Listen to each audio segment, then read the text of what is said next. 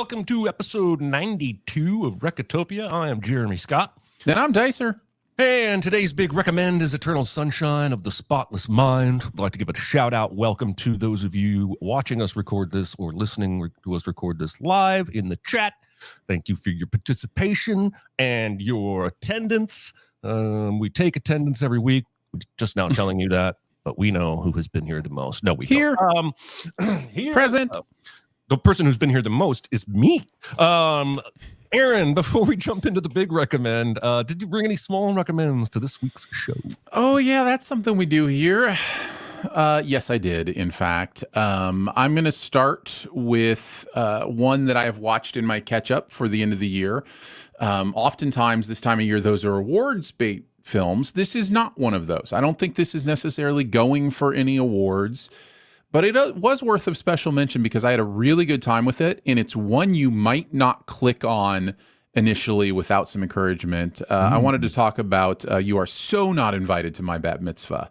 This is on Netflix, and as you may or may not know, to the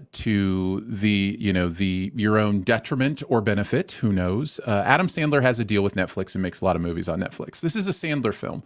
Now, when I say a Sandler film, you may immediately think Adam Sandler, and that's fine. He's in the movie, but barely.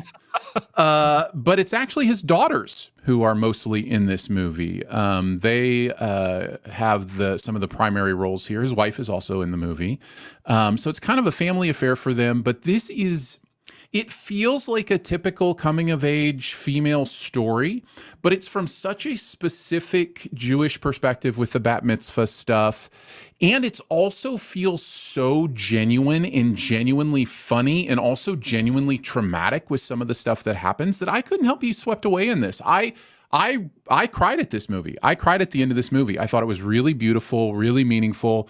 And there's something about this young female relationship, friendship that is, I think, really valuable to experience and to have empathy for, and to kind of step into what it must be like to be a young female in today's culture and to have friends, and with everything that goes on. So, yeah, this is a small recommend from me, and I think you might enjoy it. You'll laugh a lot, and if you're like me, you'll be moved a little bit as well.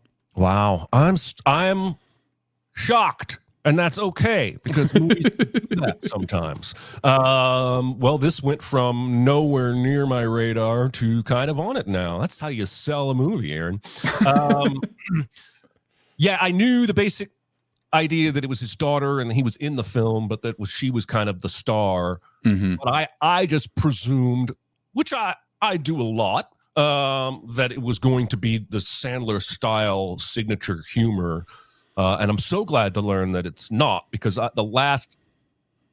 only other recent Sandler movie I've seen was the sequel to the Jennifer Aniston spy. Oh, Murder Mystery? Murder Mystery 2. Yeah. There was zero heart in that movie.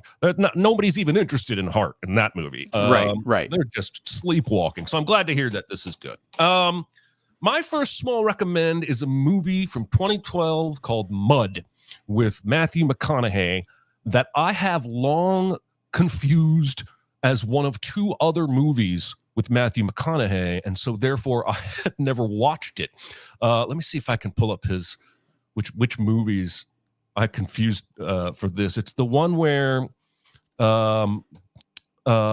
this is excellent radio. Juno Temple is in it, and there's a bunch of like trailer murder mystery thing, and then there's another one where he's like, oh fuck.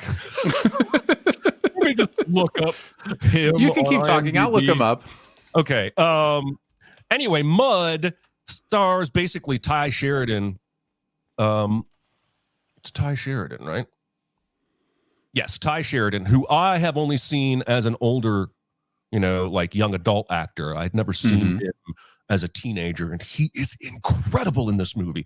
And this movie is about two young 14-year-old kids who live in rural Arkansas. One of them lives on a houseboat, and they find a vagrant, Matthew McConaughey's Mud, living on this small island on the Mississippi River. And he asks them to bring him some food, and they do. And he tells them he's there because he's got to meet up in town with his girlfriend. And then they find out when they go into town that he's a wanted man. And I don't really want to say too much beyond that. It is a basic coming of age story about Ty Sheridan's Ellis character. McConaughey is outstanding as usual. But I was riveted. Everyone's great in this. Jacob Laughlin plays the other young person. Sam Shepard is in this. Reese Witherspoon is in this. Sarah Paulson, Michael Shannon, Joe Don Baker. It's just a great cast. And I, again, had confused it for, I'm going to find it right now. I'm on his IMDb. White Boy Rick. And the Beach Bum was the one I thought maybe you confused it with, but no, it's a lot further back here than I thought. Killer Joe. And so my brain would hear Mud and see Matthew McConaughey's face, and I thought it was one of those two movies, and I'd already seen it. And I stumbled across it the other day, and I hadn't actually already seen it. It's on Max right now. If I somehow sold that movie, stumbling through that recommend. It's a Jeff Nichols film, and he has his first movie since Mud comes out this year called The Bike Riders, although I think it just got pushed to 2024. I could be wrong about that. It may still try to do awards this year. It may do like a limited release or something, but yeah, he hasn't done a movie since 2012. That's wild. Mud. Have you seen Mud? Do you remember? Yes, I actually would probably need to rewatch it to give it a better rating. I don't remember being blown away by it, but I also don't remember being annoyed by it or hating it. Which is probably the reason I don't remember a lot about it, is because it kind of hit down the middle for me. I think there's probably something subconscious at work when I realize, I actually have never seen this. I think that maybe slightly invests me more than somebody who sits down to watch Mud. But anyway. Yeah. Hit me with another small recommend. My second small recommend is from the awards side of things, although I don't think you'll hear about this much in the awards conversation. I saw Biosphere, which is a Duplass film, Mark Duplass starring in it as well with Sterling K. Brown. Not to be confused with Biodome? And it is not. Uh-oh. Uh-oh. Do you hear that? Uh-oh. I do. I'm having electric issues again. That's wonderful. How did we fix that last time? I have to back out and restart, awesome. and you hold court with the chat while I go restart my. All right, I can do that. I can do that. All right, I'll be right back, Jeremy. Right. You can full time. All right, we're gonna turn it off and back on again. That's what she said. How you guys doing? None of this will end up in the final episode. It'll get cut out, but Sup? What's up with the whack PlayStation stuff? Sup? Sing for you. I was singing before I got on here because I couldn't remember where the link was. And so I said, where do I go? And I said, where do I go now? And then I did that for about 45 seconds. So that may end up in the outtakes. Just me opening various emails and calendar items, looking for the link saying, where do I go now? Where do I go? I didn't even get to the good part, where like he really sings. I was just doing that over and over again. I'm not even a big Guns N' Roses person. I sing what comes to mind. If I say a phrase that happens to remind me of a song, I sing that song. Do the bit now. How are the cats today? Actually, one threw up and is also chasing one of the other ones, oddly. Somebody bought my book. Wow. What's the next big book idea? Any teases? I think I've mentioned somewhere on Twitter, I have a sci-fi short story collection that I'm trying to polish up and send in for submission. And then I'm sitting on a tiny idea for a sequel to the Corners Waist High book, but I don't love it yet, but something might click. And then I have a sort of, I don't know, fictionalized, informed by my own preacher's kid upbringing story about a kid in the 80s who's a preacher's kid. But I don't know when any of that will happen. The sci-fi collection is closest to being done, and hopefully I can send that off before the end of the year. Is Chris coming back to the show? Yes, that is my understanding. But I have not honestly spoken to him about it in quite a while. And there's Aaron. He's back. Oh, hey guys. Hopefully that fixed it. If not, well, then we'll just go with the occasional electronic issue. I really hope Jonathan doesn't send you the audio from while you were gone and I just shit on you the whole time. Well, bad news for you. I have access to that audio too. So. Shit. All right. You were about to recommend Biosphere. Biosphere is in no way related to Biodome. It is instead Sterling K. Brown and Mark Duplass, and they are the only two people in this movie. The entirety of this movie is a two-hander. Wow. It is just them. One thing I've liked about these recent Duplass movies, I think of the one I love that came out a few years ago as well, is it's clear that when Duplass sits down to do a project, he's very much concerned about doing something interesting or unique or telling a story that you just can't see anywhere else. This is definitely all those things, and I really, really liked it overall. Basically, what you're dealing here with plot-wise, and I don't want to give away hardly anything because the movie reveals itself very, very well throughout. But you're dealing with two guys who are in a biosphere at, let's just say, the end of the world, and they are surviving here. For particular reasons that you will find out. Some weird things start happening that they have to deal with, have to process. I will mention that those weird things that start happening allow them to have very interesting conversations and situations that will allow the audience and them to think deeply about many issues. And that's about all I want to say. But you know me, I love a movie that makes you think. I love a movie that makes you come out asking questions like, what would I do? How would that happen? So there's a little bit of sci-fi here, a little bit of, or a lot of bit of kind of moral quandary stuff. So yeah, Biosphere I really, really enjoyed. Interesting. That picture that you've got up on screen for those who are watching does not exactly suggest a think piece. No. It looks more like Biodome. But anyway, I'm excited to hear this is good. Where is it again? I'm not sure where it's streaming. Again, this time of year, I get stuff sent to me, so like I'm not necessarily sure. This one has been out for a while, so if nothing else, I think you should be able to buy it on demand if it's not streaming somewhere. Okay, cool. Well, my second small recommend is a brand new film on Max that came out Saturday called Albert Brooks: Defending My Life. Defending My Life is a riff on one of his films, which they talk about, called Defending Your Life. I love Albert Brooks. Broadcast News is in my top 10 all-time films, but I have seen almost all of his movies. His sense of humor is very unique, and it always gets me. He's great in dramatic roles like Drive.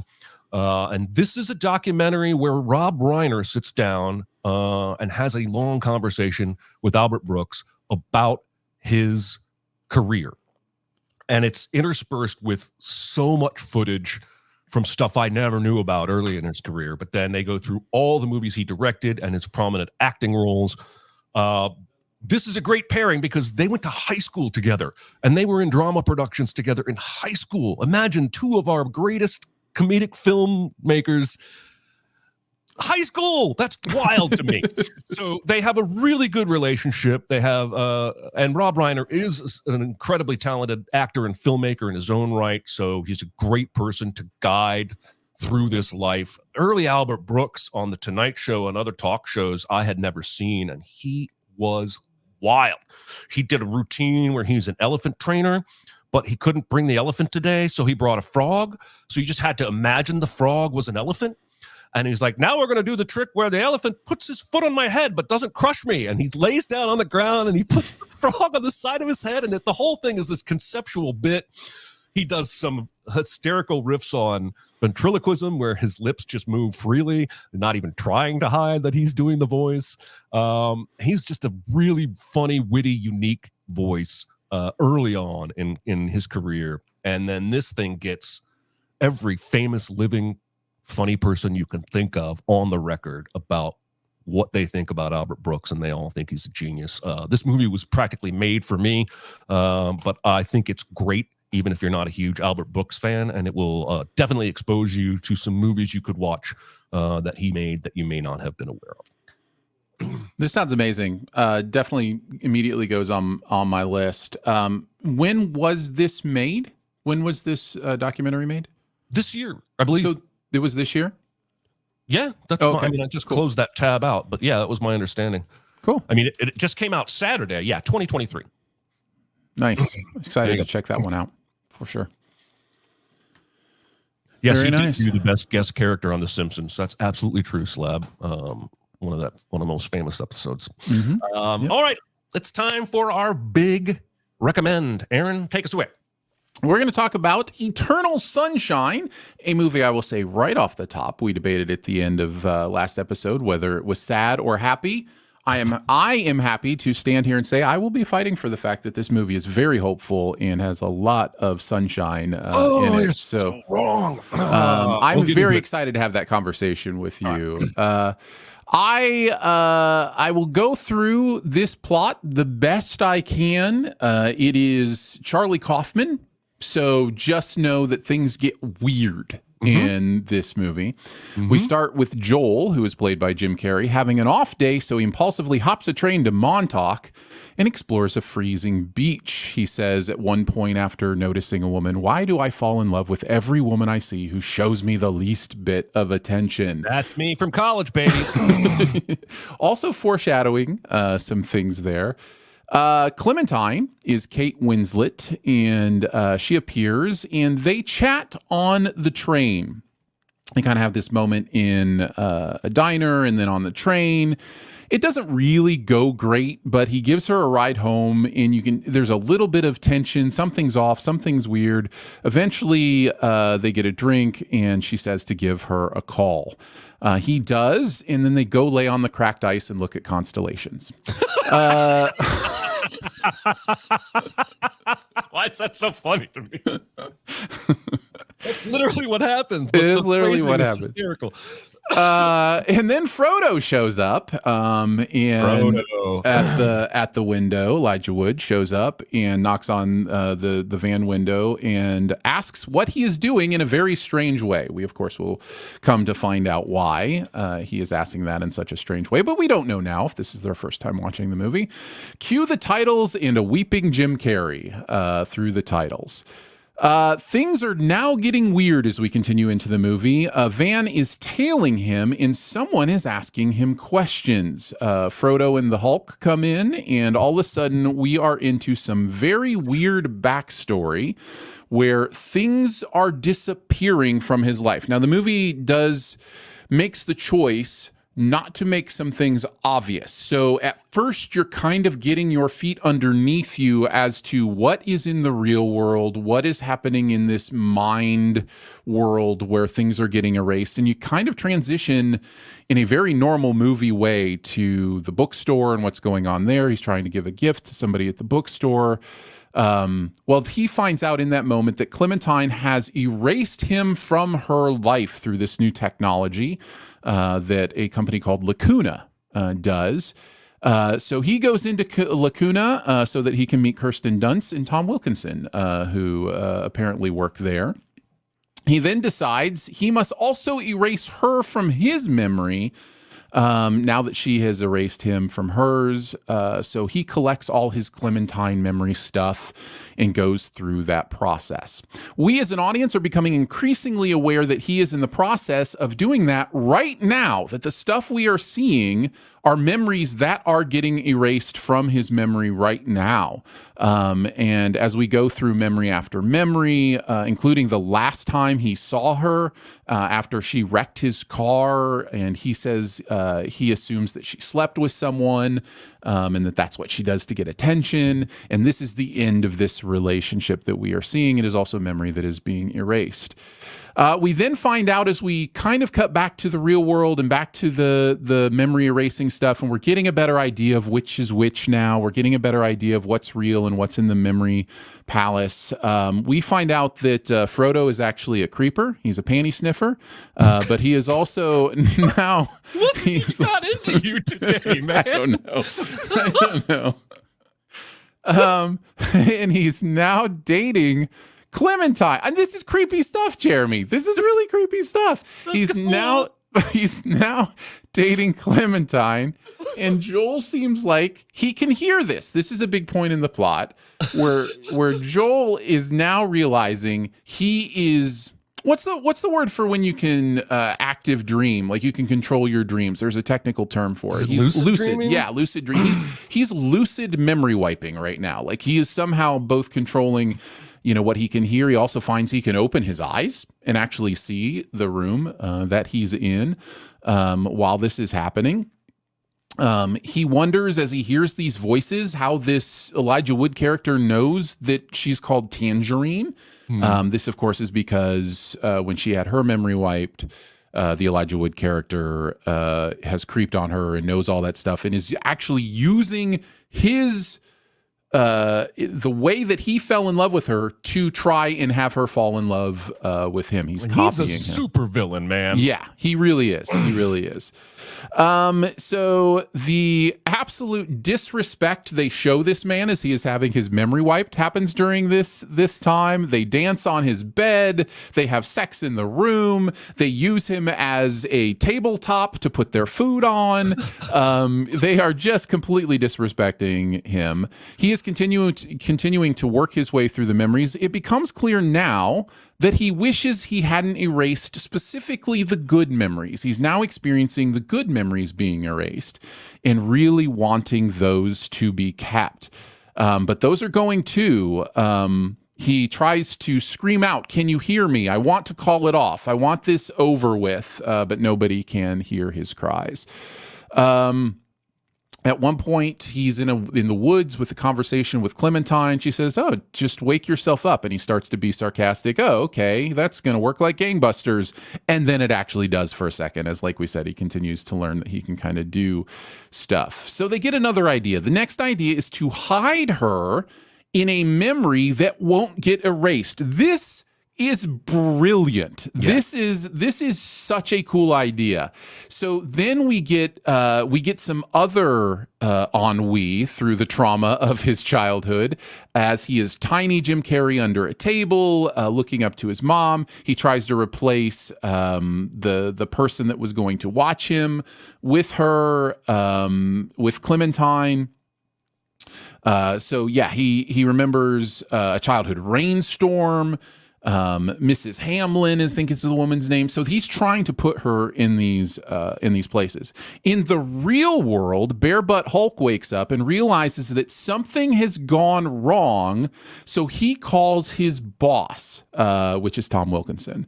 Meanwhile, Clementine might be having issues with Frodo as well. So we kind of cut to them, and she's like, "This isn't quite working for me." It reminded me a little bit of like Groundhog Day, when he's trying to make it, like force it to work in some of the later days with Andy McDowell, that kind of feeling of like, this just isn't right. This is not working. And she's picking up on all of that.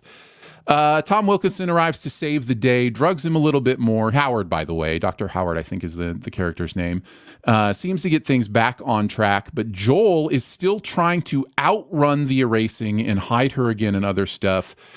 So we get more of his life's trauma, the shame of masturbation, the shame of killing a bird, but Howard continues to find him. We then have a section of the movie where we deal with the Howard and Mary situation that kind of comes out of nowhere, honestly. She just starts hard flirting with him. We find out that she wants to have an affair with him. We find out later from his wife that she's already had an affair with him and they erased her memory, or she wanted her memory erased. I shouldn't make it sound like they, forced that on her. She apparently wanted her memory erased of that moment. So that this is happening again. So this is repeating. Other things are repeating. There's a real theme of repeating in this movie. The final house falls, and we have confirmed what we knew, that they are what we knew from the beginning. Now we know for sure that they are actually meeting again for the first time. All the stuff we saw at the beginning is post-memory wipe, and it is them somehow finding each other again after all this time. Meanwhile, Mary has decided to mail everybody who had their memories erased a recording of the memories they want erased. Oh, it's chaos. You talk about a supervillain. Oh my gosh. I want to have that conversation at some point.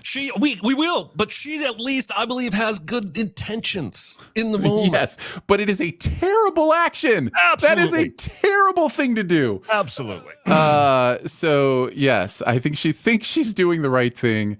I just as strongly think that she is doing the wrong thing. Anyhow, those tapes find their way to Clementine, who plays her tape in front of Joel about her saying these terrible things about him. He starts freaking out. He doesn't know what's going on. Why is she even talking about them? They just met today.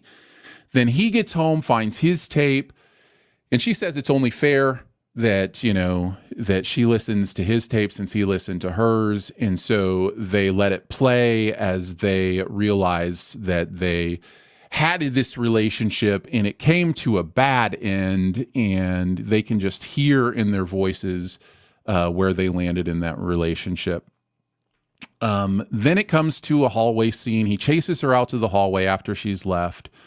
They argue a little bit, and he says, I can't think of any reason why I wouldn't like you. And she says, you will think of things you don't like. We have the proof, right? She has the proof. You will think of things you don't like, and I will get bored with you because that's what happens with me. And the Jim Carrey character just says, okay. And she says, okay. And they laugh. And then as they run off into the snow at the end of the movie, the video jumps back a couple of times and repeats itself a couple of times as them playing in the snow, and leaves the audience wondering, are they in a repeating cycle, or are they now choosing to hold on to the good memories? What did you think, Jeremy, as you watched this positive, hopeful movie again? I think it's a masterpiece. I think it's beautiful, so good and complex, and I think only the unique minds that made this movie could have made this movie. I'm fascinated, having done some background research, at how much of what we see was done practically. It's wild, isn't it? Yeah. The scene where he's in the brain scan chair and Howard and Hulk are there. I'm just going to keep going with your thing. And then Jim Carrey walks in wearing his outfit from when he's on his bed later that night. That's all practical in camera. Jim Carrey just kept taking off his hat and moving positions really quick when the camera would turn. And that's fascinating to me that they would make that choice. There was very little CG used in the entire film, which again only makes it more impressive. But you could have used CG for all that stuff and the movie would still sing. I got all kinds of thoughts. I love in the beginning the scene that you said they lay on the cracked ice and look at constellations. She goes out there further and he's concerned. She's even fallen down, and she says, come out here. And he says, what if it breaks? And that is the fucking thing right there. There it is. The whole thing. I love David Cross and the other gal who play the couple that are friends with, what is his name? Barish? What's his first name? Joel. I love especially David Cross's line reading where he's over in the corner doing something banging and nailing, and his wife says, give it a rest. And he goes, I'm making a birdhouse. And it's just perfectly David Cross and Charlie Kaufman all at once. I think the business is fascinatingly brilliant, but unethical as hell. Because they have to know. I'm just going through my notes. You let me know if you want to interject. No, go for it. Yeah, absolutely. They have to know that the person being erased will eventually find out they were erased and will have a better than 50% chance of wanting to also erase the person that erased them, thereby doubling your profits. I think that is an unethical form of marketing. You baked into your business, repeat business. And I don't like that, but I also think it's brilliant. I love the scene where he's here during this segment where he's hearing Elijah Wood talking. how does he know call you Tangerine and all that? He's got Chinese food, and he's walking around, and for a while he lingers in the doorway of the kitchen, and we only see the top of his torso, and then in front of him is a television that's playing the rest of his torso. And it's just a kind of visual. I would never have thought of something like this, but it is playing into the exact idea of everything that's going on in that moment, and I never noticed that particular thing before. And it's like you watch it and you go, oh, that's so brilliant, and then you start thinking about it and you're just like, also not that hard to accomplish when you really think about it. You just put a camera on the other side of the TV that's hooked to what's showing on, like, but it just works. And I mean, you have to get the angles and everything right, but it's just, stuff like that I just love. I love when they go to the drive-in and sit outside the wall and make up their own dialogue for the movie. That's just an incredibly romantic kind of notion of a thing to do. And they're adorable when they do it. And then, when researching this movie, I gotta say, I think Michael Gondry might be a dick. Tell us about it. I got a couple of notes here I want to read.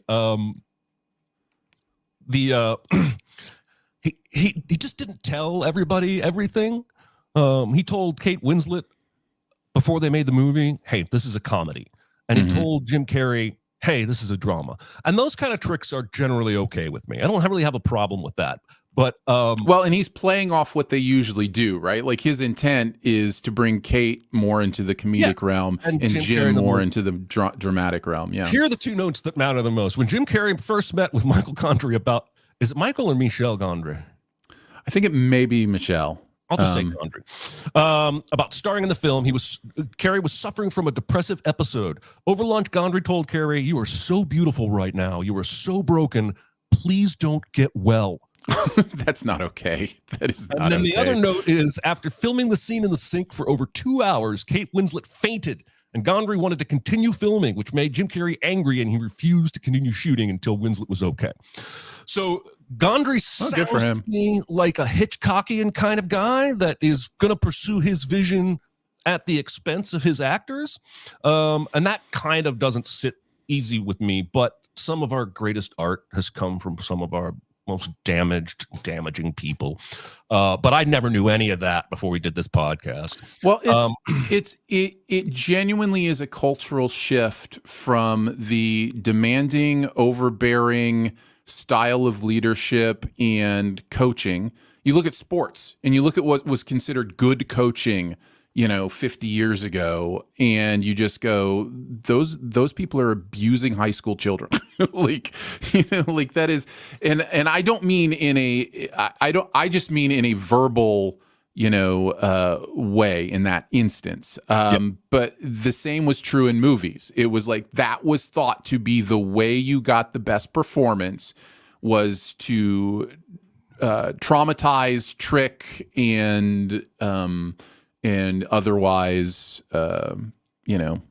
destroy your performers. So, I end on the side of thinking that this is a toxic relationship that should not continue. I do not see the hope that you see. I understand, I believe, why you could see this movie and end with hope. What does it for me is the scene where she comes home having driven drunk, and then proving that she is an absolute disaster right now, and he does the same and proves he's an absolute disaster. That is a toxic ass relationship. And yes, people in real life toxic relationships can still be attracted to each other in very strong ways, and if they had their memories wiped, might still start dating again afterwards, and it wouldn't mean it wasn't toxic. The only reason I'm going to hold to this opinion and let you have yours is that I read that there was an early version of the script that ends with an older Clementine going into the memory wiping place for a procedure, and we see on a piece of paper or a screen that she's had 14 procedures done, and all of them were Joel.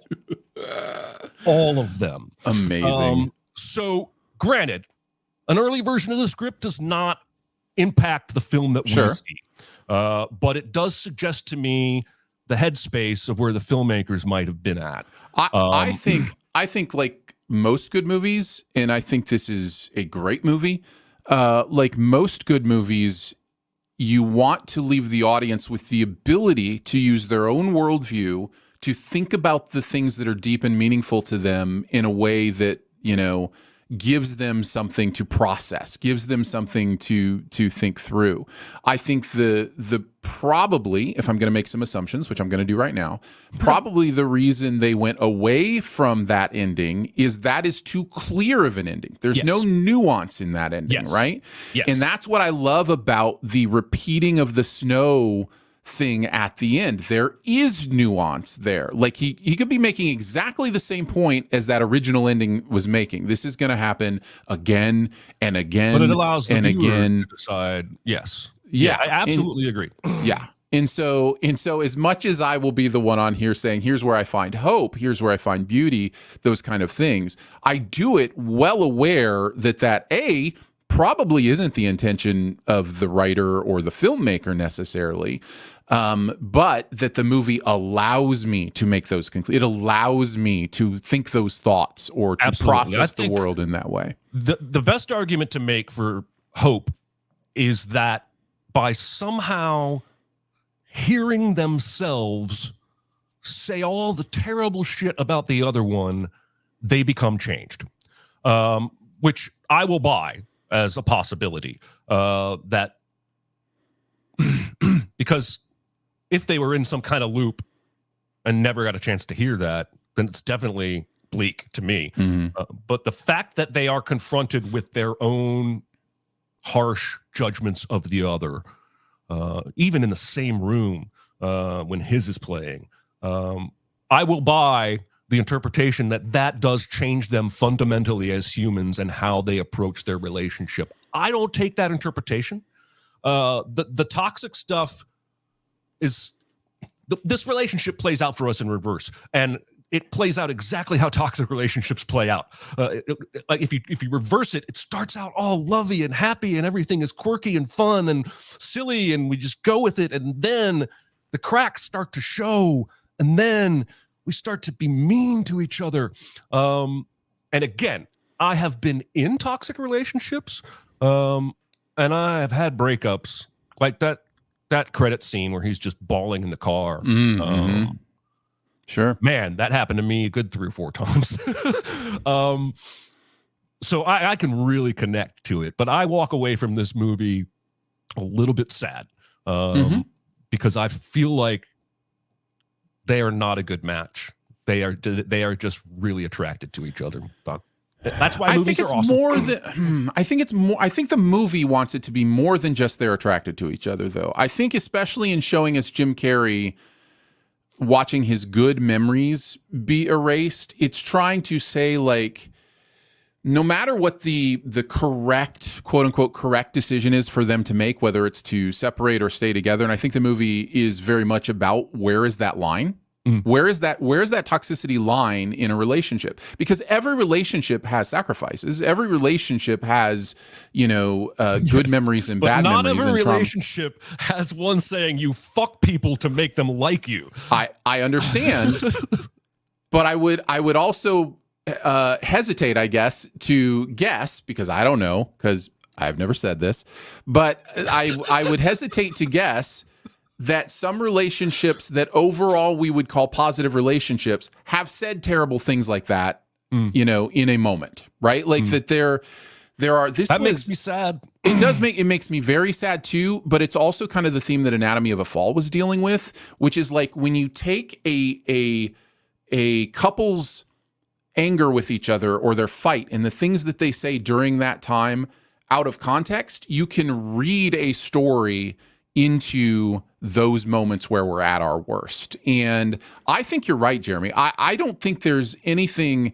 stopping us from declaring these two are not good together. I think the movie makes enough clear that these two aren't good together. I think what the movie wants us to question is, first of all, it's not our responsibility to tell them they're not good together. We're observing that in this instance, but also their decision-making at the end to go, yeah, I know we're not good together in these ways, but man, those good times were so good. Let's try again. That is, on an essence level, the beauty of a good relationship, is to be able to understand where the truth, like where the pursuit of the healthy version of you together, as opposed to, the negative version. So It's also worth talking about briefly, at least, and I'm not an expert, but I am pretty certain that Clementine is dealing with some sort of bipolar Sure. mental health condition, the way that she's written, but there's nothing proclaimed there.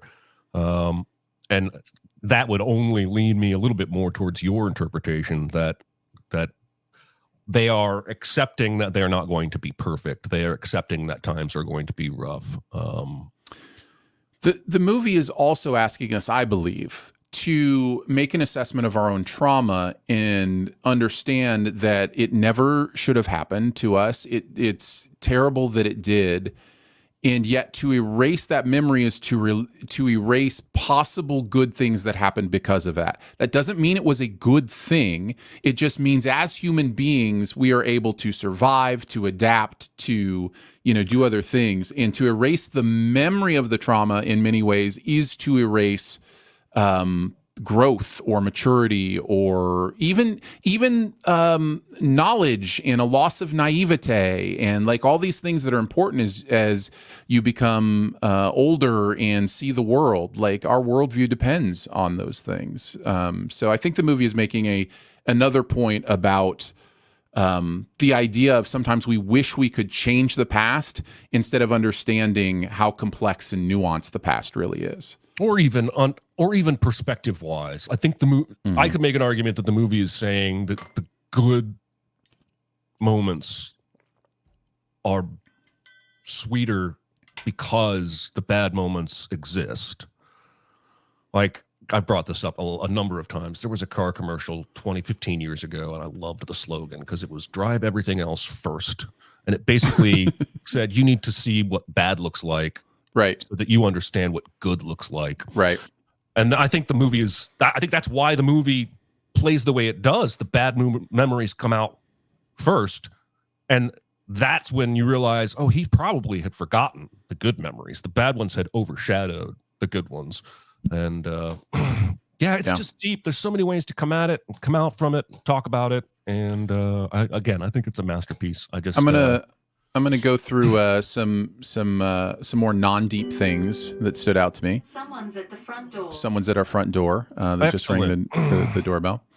I'm gonna go over a few other things that I noted. I love the score in this movie. Very early on, as they're on the bus, there's this oboe. I think it's an oboe that comes in with this like really bouncy, ba-doom, ba-doom, like score kind of thing, and the way the music punctuates the mood of the it's just so good. There's even a scene that I read that they reversed the traditional thing. It's a scene in the train early on when they're first having their conversation, and most movies would play music when they're not speaking during the pauses, and then stop when they speak. And this movie does the opposite. So every time they speak in that train scene, score comes in, and when they stop talking, it goes silent, and it just creates that unsettling kind of, magnet pulls you in. Anyway, the score. There's a gravity I made a note about the score too. So.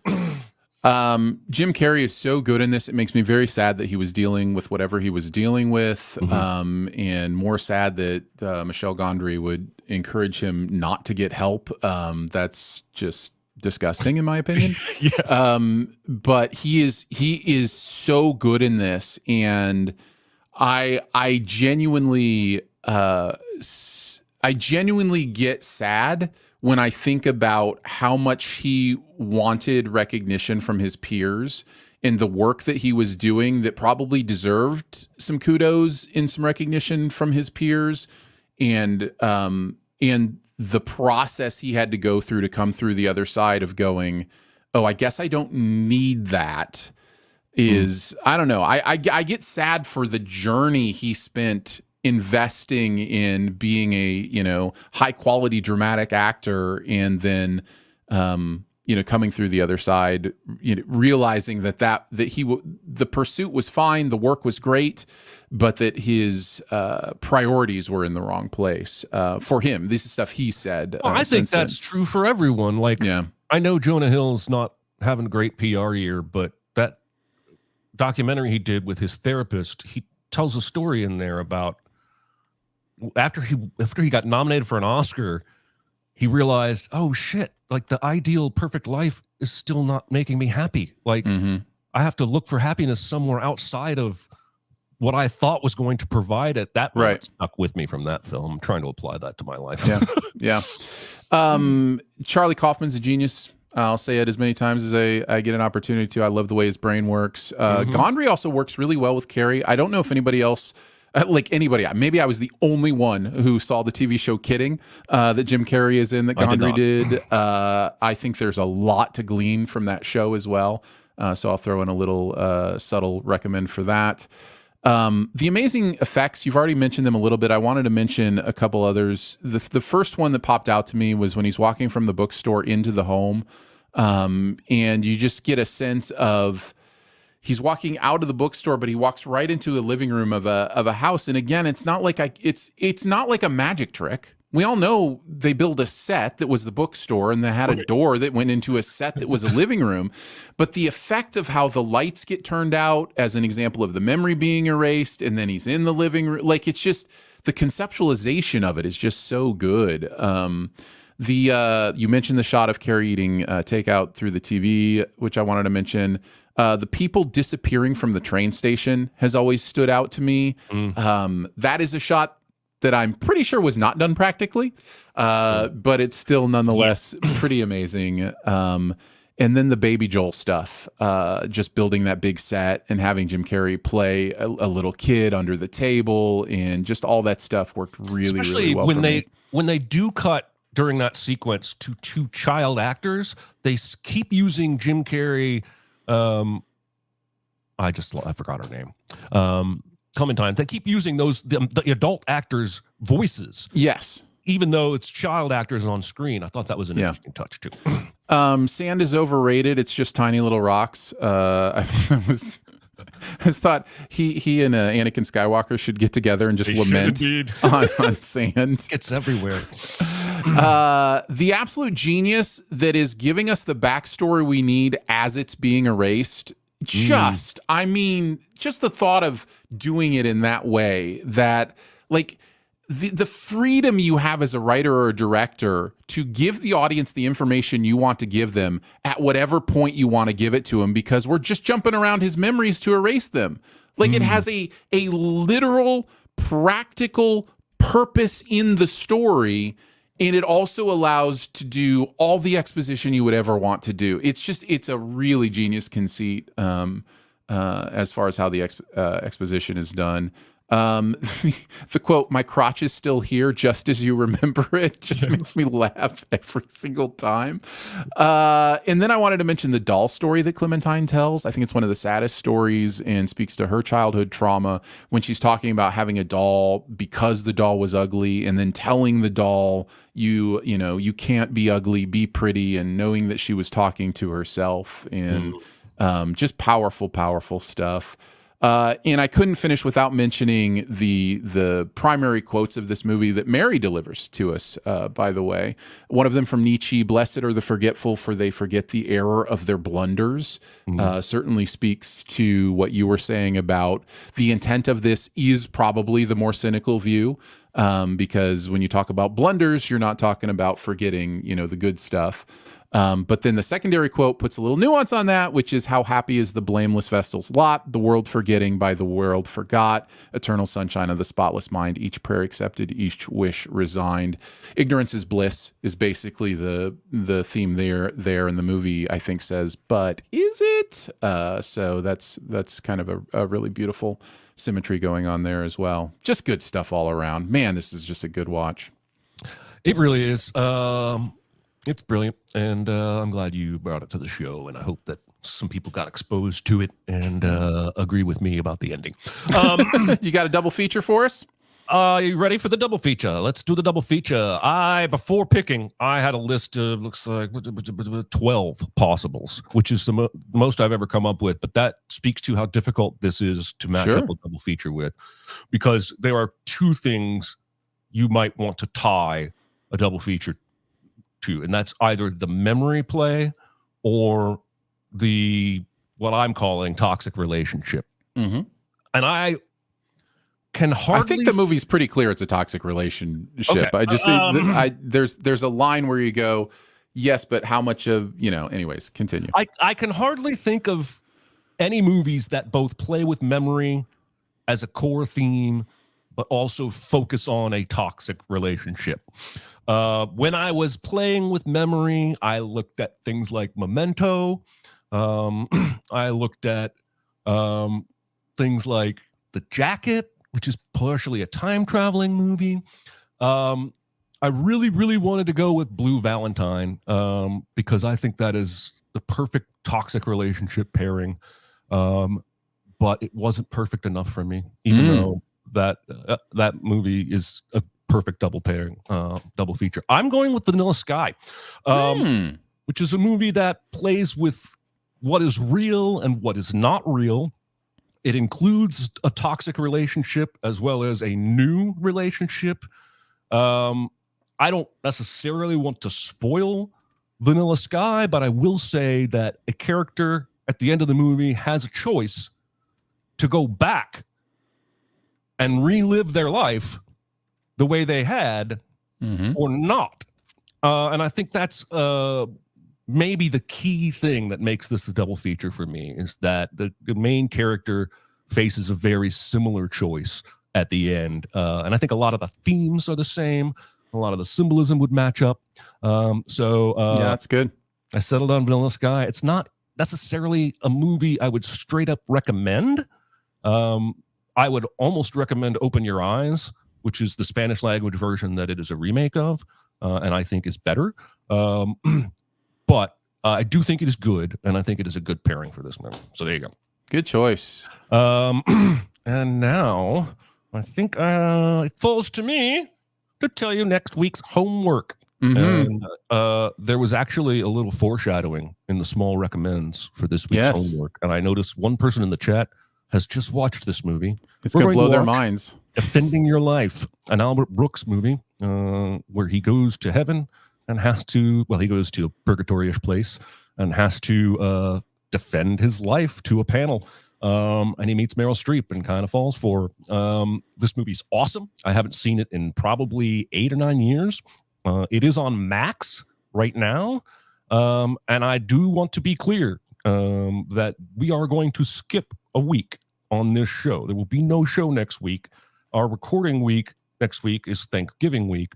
And so we're going to skip and take the time off and relax and celebrate Thanksgiving with our families. And then the following week, we will be back to record, and Defending Your Life will be the featured recommend. Aaron, have you seen Defending Your Life?